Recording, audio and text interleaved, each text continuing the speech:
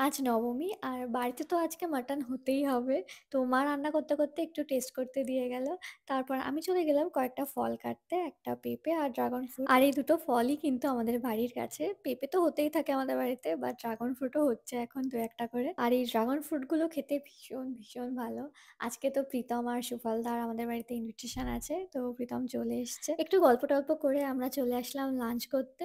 লাঞ্চে আজকে রয়েছে ডাল, তার সাথে আলু ভাজা, স্যালাড আর তারপর রয়েছে মাটন কষা। এটা এত ভালো হয়েছিল খেতে। মা দারুণ রান্না করেছিল। মা সবসময় অবশ্য মাটন কষাটা দারুণ রান্না করে। আর শেষে একটু চাটনিও ছিল। তো তারপর আমরা বসে গেলাম UNO খেলতে সবাই মিলে। তারপর একটা লাড্ডু খেলাম সবাই মিলে। এটা প্রীতম নিয়ে এসেছিল। তো তারপর চলে আসলো একটা পার্সেল যেটা মা আনবক্সিং করছে।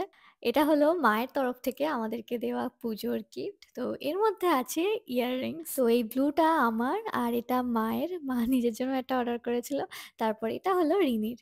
ইয়াররিংস গুলো ভীষণ গর্জিয়াস। তো আমি এখন এখানে একটু ট্রাই করে দেখছিলাম কেমন লাগে। আর সন্ধ্যাবেলা আমরা রেডি হয়ে নিলাম। আর আজকে কিন্তু মায়ের গিফট করা ওই ইয়াররিংসটাই পড়লাম। অন্য একটা ইয়াররিংস ভেবে রেখেছিলাম বাট এটা যখন চলেই আসলো তো এটা পরে নিয়েছি। আমরা তো সবাই রেডি এবার বেরোবো। এদিকে রিনি আর সুফলদা তো ম্যাচ করে আজকে ড্রেস পরেছে। দুজনেই ব্লাক। আর প্রীতমও চলে এসছে। এখন প্রায় রাত ৯টা মতো বাজে। এবার আমরা বেরোচ্ছি। আর আজকের লুকটা তো আমার ভীষণ পছন্দ হয়েছে। বেশ গর্জিয়াস। এবার চলে আসলাম আমাদের ফ্রেন্ডস এর সাথে মিট করতে। এখানে দাঁড়িয়ে একটু গল্প-টল্প করলাম সবাই মিলে। এটা হলো সেই জায়গাটা যেখানে আমরা অষ্টমীর সকালে তারপর ষষ্ঠীর সকালেও এসেছিলাম। এখানে তো আমরা অনেকক্ষণ ছিলাম, গল্প করছিলাম। তারপর প্রচুর ছবিও তুললাম, ভিডিও তুললাম। তারপর চলে আসলাম ঠাকুর দেখতে। আর এবার পুজোয় না আমরা না বেশ অনেক ঠাকুর দেখলাম। প্রতিবার কিন্তু এত ঠাকুর দেখা হয় না। আমরা শুধু দাঁড়িয়ে গল্পই করতে থাকি। আমাদের এখানে এক জায়গায় না জ্যান্ত দুর্গা ঠাকুর করেছিল। ছোট বাচ্চারা এই দুর্গা, লক্ষ্মী, সরস্বতী, কার্তিক, গণেশ সেজেছিল। তো সেটাই দেখতে গেছিলাম। তো এবার আমরা চলে আসলাম ফুচকা খেতে। এবার পুজোয় তো একদিনও ফুচকা খাওয়া হয়নি। আমরা তো প্রতিদিন কাবাবই খাই। তো আজকে ভাবলাম কাবাব না খেয়ে অন্য কিছু ট্রাই করা যাক। তো খেলাম দই ফুচকা। ফুচকা খেয়ে চলে আসলাম মা আন্টিদের সাথে মিট করতে। এখানে কিছুক্ষণ বসে সময় কাটালাম। তারপর চলে আসলাম আবারও একটা ঠাকুর দেখতে।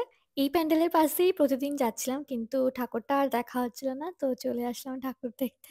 আর এখানে এসেও কিছু ছবি-টবি তুলে নিলাম। তারপর আমরা চলে আসলাম ডিনার করতে। আর আজকের ডিনারে আমরা খাবো শাওয়ারমা। আগের বছর নবমীর দিনেও না ঠিক এই দোকানটা থেকেই শাওয়ারমা খেয়েছিলাম। এই দোকানের শাওয়ারমা খেতে না দারুণ! আমার তো ভীষণ ভালো লাগে। তোমরা যারা বনগাঁয় থাকো অভিযান সংঘের পাশের এই দোকানটা থেকে কিন্তু একবার শাওয়ারমা ট্রাই করতে পারো।